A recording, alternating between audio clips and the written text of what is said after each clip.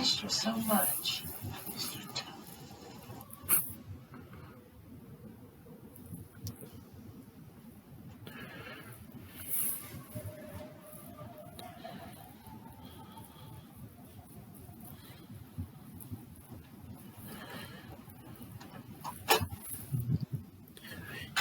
Michael's so-called normal moments are becoming fewer and fewer, and I'm particularly worried about this. I believe these masks have begun to create a mental sanctuary in which Michael can hide within himself and from himself. Deck the halls with boughs of holly, la la la la la, la la la.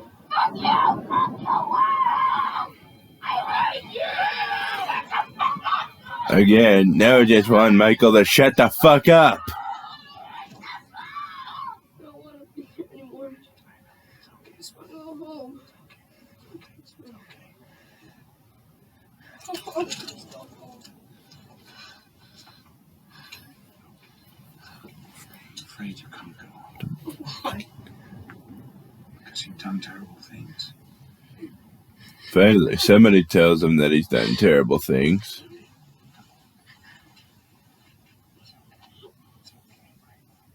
Michael's downward slide into this hellish abyss continues.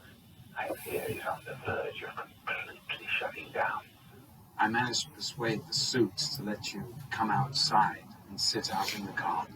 All right. He manages to persuade the suits or whatever for Michael to go outside. Communicate with me. How can I help you? I'm here to help you. I feel an utter failure at the moment. I just can't get through to you. Yeah, Loomis is really concerned about how Michael is refusing to speak to anybody here, including his mom Deborah, as well as Dr. Loomis himself. Michael, take off your mask. Honey, you don't look good. You have to eat. Come on. Put my mask back on, Michael. Please put my mask back on. Come on. Let's try to enjoy the day. The child christened Michael Myers has become a sort of ghost, a mere shape of a human being. Yeah, that's one of Michael's nicknames, alongside the Boogeyman.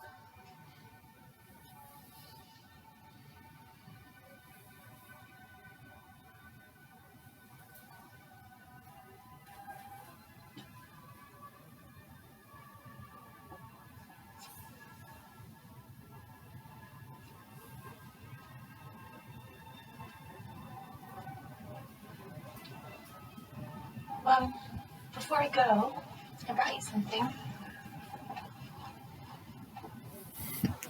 I found it. I thought you might like to hang it up in your room.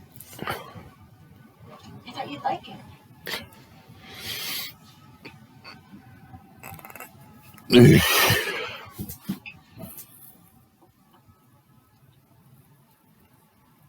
Well, I guess I'll see you next week. I'll walk you to the car.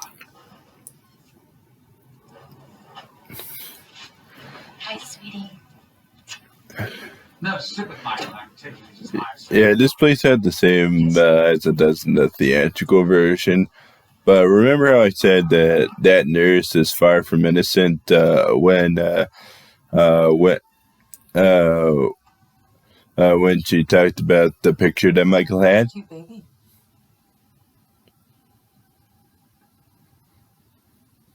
Couldn't be related to you.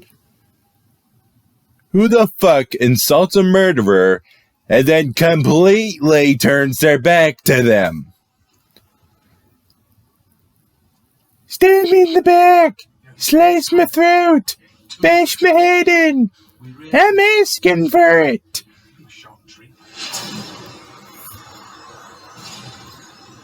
Oh, so there's no metal forks in the sanitarium.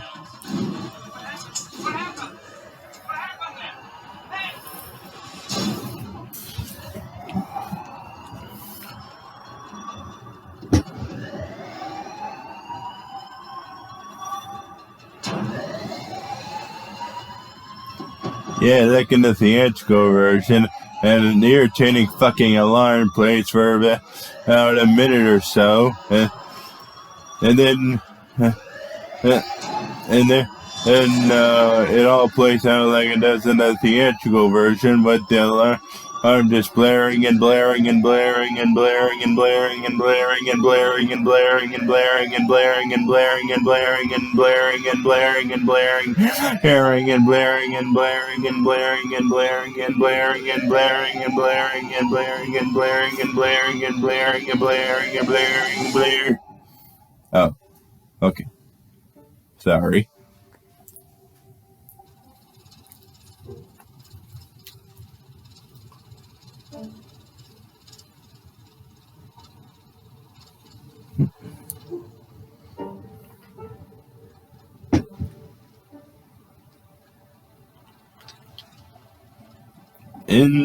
Deborah reminisces on the times where Michael was simply insufferable, instead of being an insufferable killer.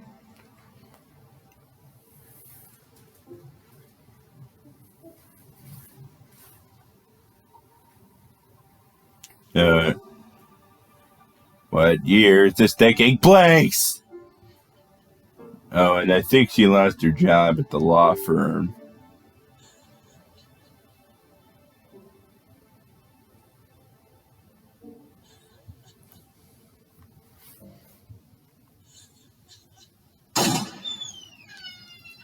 Fuck, she just shot herself right into the sequel. You don't fucking talk a lot, do you, Max? God damn it, we're gonna get one thing straight. I don't work for you. You may have worked here for the Lou Temple guy, Noel, is more primitive in the director's cut. First, he gets a few racial lines against Danny Trejo. You know what? I retired in about 3 months, and you're still gonna be here for a long time. Now open the door. Don't take no orders from anybody.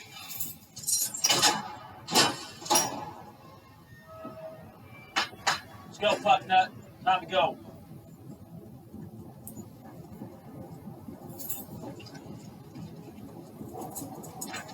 Hey, don't touch him. What?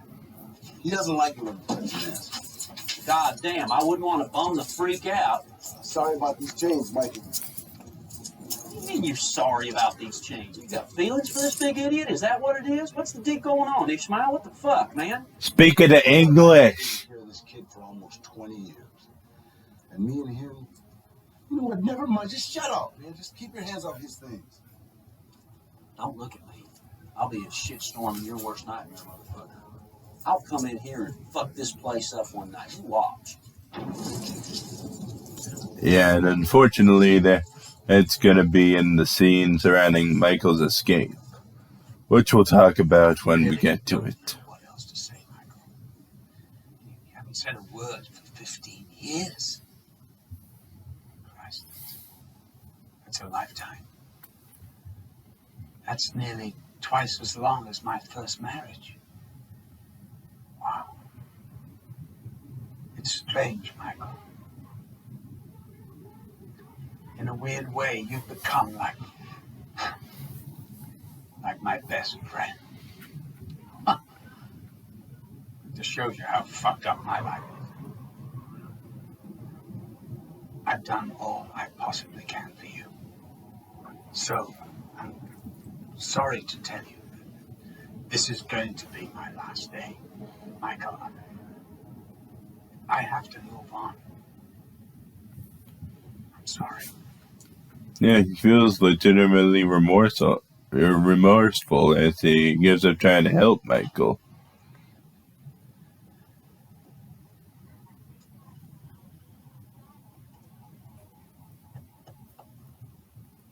Take care, Michael. Take care.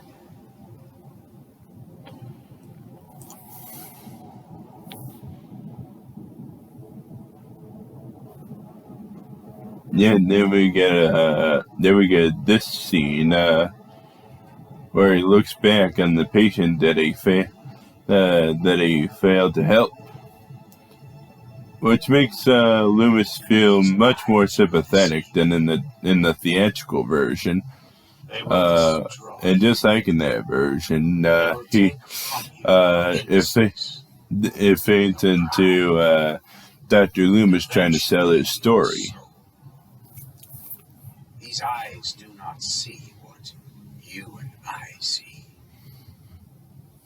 Behind these eyes, one finds only blackness, the absence of light. These are the eyes of a psychopath. And it's the eyes of somebody who's trying to do his best Alex DeLarge in front of Alex DeLarge. Gone violently wrong. A perfect storm, if you will. Thus creating a psychopath that knows no boundaries and has no boundaries.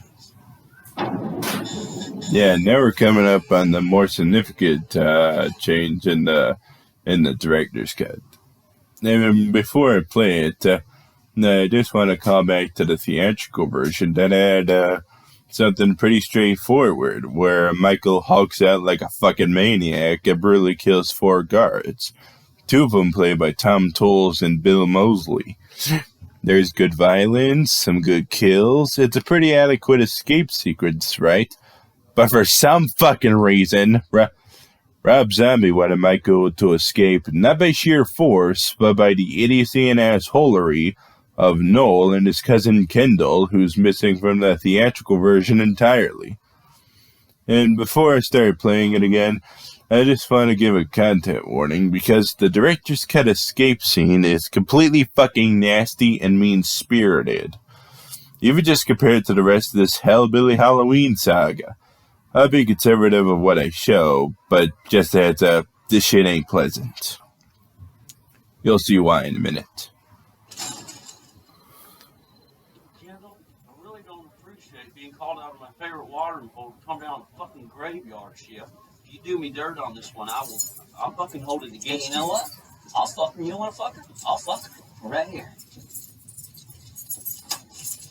Yeah, Rob Zombie wanted Michael to escape, not by sheer force, but by the idiocy and assholery of Noel and his cousin Kendall, who's missing from the theatrical version entirely. They're here late at night to abuse a new female inmate. They abuse her both physically and mentally in the hallway for a while. Oh, no, we're okay. Hey, look at those little titties. Right. Oh, look at that. What else is that? No. Oh, yeah. Woo! We got ourselves a fighter. A fresh one. You done good, cousin. Got an idea. Yeah. Got me a fucking bona fide, sure shit idea. Yeah, and apparently that fucking bona fide show shit idea is going to rape this poor girl inside of Michael's cell, as well as a way to tease him or some shit. Again, all of this is entirely unfucking necessary.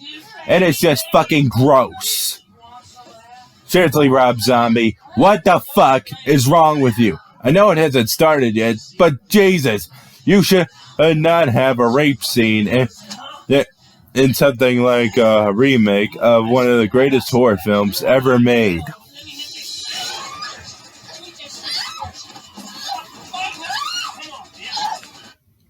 You know what?